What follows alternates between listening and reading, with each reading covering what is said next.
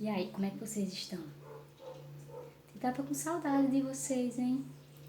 Quanto tempo, né, que a gente não se vê. Pois é. Hoje, nós iremos meditar um pouco da palavra do Senhor, né? Nós estamos tendo os nossos cultos online e hoje nós vamos fazer algo diferente, né? Hoje o assunto é voltado justamente para vocês adolescentes, né? Vocês juniores. E nós iremos meditar hoje num texto que está lá em Lucas, no capítulo 15. E o título de hoje da nossa aula, né, da nossa reflexão, ela tem como título Um Coração Limpo, ok? Mas antes de nós iniciarmos, nós vamos estar orando, tá bom? Vocês fechem os olhos de vocês aí e nós vamos estar orando nesse momento. Senhor, nós te agradecemos, Pai, porque o Senhor tem cuidado em nossas vidas e porque o Senhor tem nos ajudado a vencermos dia após dia.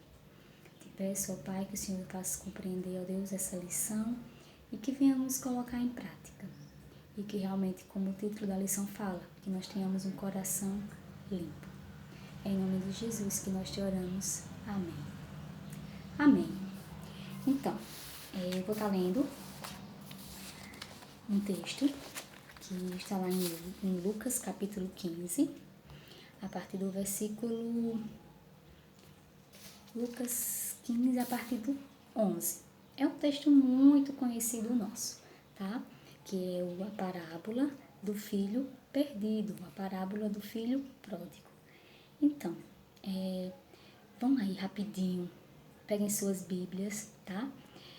E vamos estar abrindo em Lucas, capítulo 15, a partir do versículo 11. Do 11 até o 30, ok?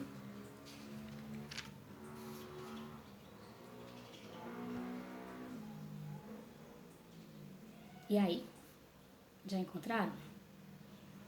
Então, se não encontraram, você vai esperar mais um pouquinho, tá bom? Vão aí rapidinho, peguem as suas Bíblias e abram Lucas 15, a partir do versículo 11. Tá ok?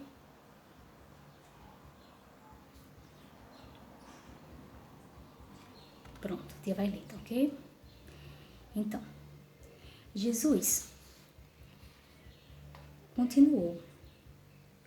Um homem tinha 2 filhos.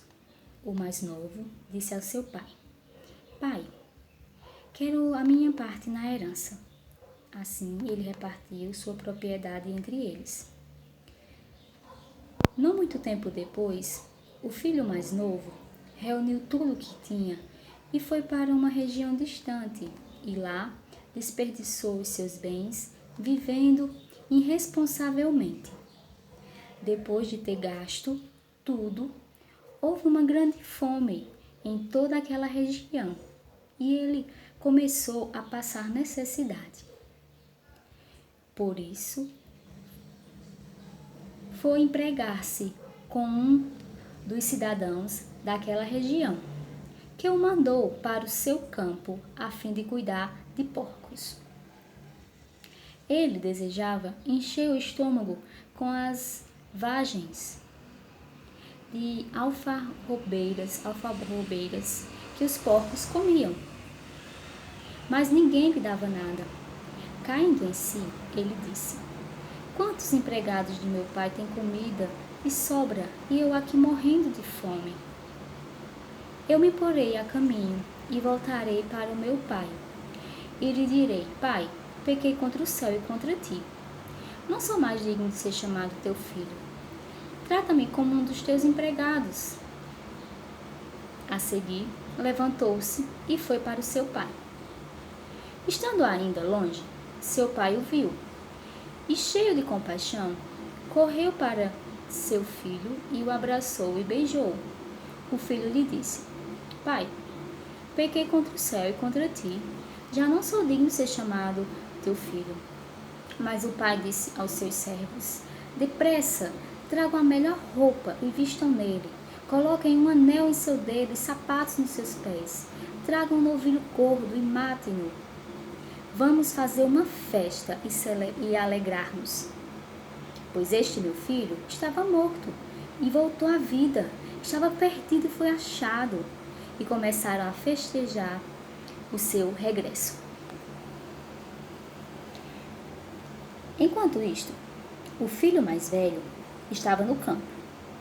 Quando se aproximou da casa, ouviu o som e a dança. Então chamou os servos e perguntou-lhe o que estava acontecendo. Este lhe respondeu: seu irmão voltou e seu pai matou o novilho gordo, porque o recebeu de volta, são e salvo. Versículo 28. O filho mais velho encheu-se de ira e não quis entrar. Seu pai saiu e insistiu com ele, mas ele respondeu ao seu pai: olha, todos estes anos tenho trabalhado como um escravo ao seu serviço e nunca desobedeci às tuas ordens. Mas tu nunca me deste nenhum cabrito para eu festejar com os meus amigos. Mas quando volta para casa este teu filho, que esbanjou os teus bens com as prostitutas, matas um novilho gordo para ele. Vamos parar um pouquinho aqui, daqui a pouco a gente continua a leitura, tá? Então, eu queria que nós focássemos não no filho que foi embora, mas eu queria que nós começássemos e analisássemos o filho que ficou em casa. Como fala o título da nossa lição de hoje, fala assim: um coração limpo. O que saiu, gastou tudo, mas teve um que ficou em casa. Só que quando o que ficou em casa ficou sabendo, primeiro, no versículo 27, versículo 26, fala que ele chamou um dos servos e perguntou-lhe o que estava acontecendo. Porque no versículo 25, ele foi chegando, aproximando-se da casa, e ele ouviu o som de uma música, né, e danças. Então ele chamou o servo e perguntou o que estava acontecendo. Foi quando o servo falou: olha, o seu irmão voltou e seu pai matou o novilho gordo, porque o recebeu de volta são e salvo. Esse filho que ficou em casa, apesar de não ter ido embora e gastar tudo que o pai tinha na herança, né, lhe dado, nós vamos analisar o versículo 28, que o filho mais velho encheu-se de quê? Quando ele soube da notícia, da razão daquela música, daquela dança, daquela festa. Versículo 28 fala que o filho mais velho encheu-se de ira. E estava tão irado, mas tão irado, que o versículo continua falando que e não quis entrar. Ele não quis entrar em casa, porque ele estava não só indignado pelo fato de estarem fazendo uma festa para aquele fujão que tem gastado tudo. Não, ele estava irado. E essa ira fez com que o seu coração ficasse sujo. Essa ira trouxe essa sujeira para o seu coração ao ponto de que ele não quis entrar em casa. Ele não quis entrar em casa. Ele não aceitou que festejassem o retorno do seu irmão. E continuando no versículo 28, fala que então seu pai saiu e insistiu com ele. Insistiu que ele entrasse em casa. Mas ele, versículo 29, respondeu ao seu pai com ira: olha, todos estes anos tenho trabalhado como um escravo ao teu serviço e nunca desobedeci às tuas ordens.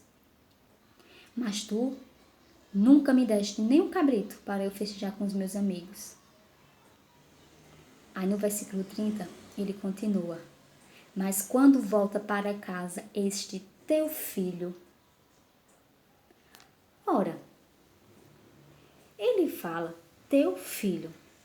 Ele não fala quando volta para casa o meu irmão. Naquele momento, o seu coração sujo, né? O seu coração cheio de ira, já não mais considerava o irmão como irmão. Mas olha, esse teu filho voltou para casa.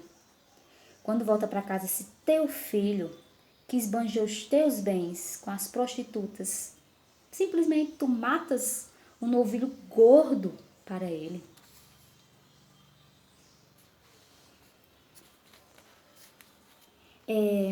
Nós vamos ver aqui que situação difícil, não é? O filho mais velho, ele parecia ser tão bom, afinal ele não foi embora, gastou tudo, né?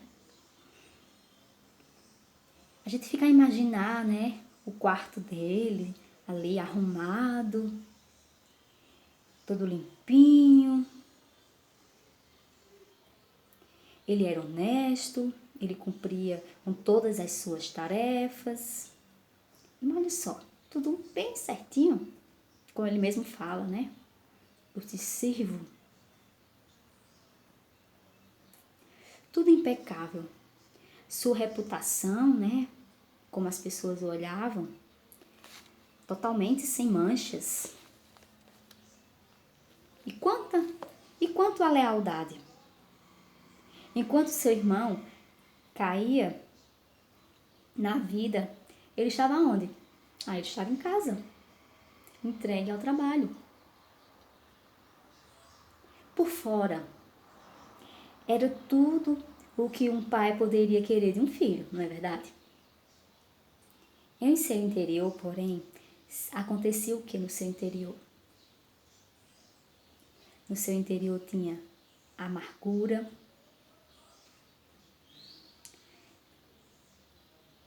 e ele estava amargurado e ele estava deprimido. Trabalhar para o pai já não era mais um prazer, mas como ele mesmo fala, que trabalhava como um escravo, né? Como se fosse um escravo. A gente continua a leitura. O pai, ele vai responder. Ele fala, quando ele diz assim, esse teu filho gastou tudo. No versículo 31, o pai fala e responde, olha, meu filho, você está sempre comigo. Tudo que eu tenho é teu. Ou seja, você não é um escravo. Tudo que eu tenho é seu. Mas nós tínhamos que celebrar a volta do seu irmão e alegrar-nos. Por quê? Porque ele estava morto e voltou à vida. Estava perdido e foi achado.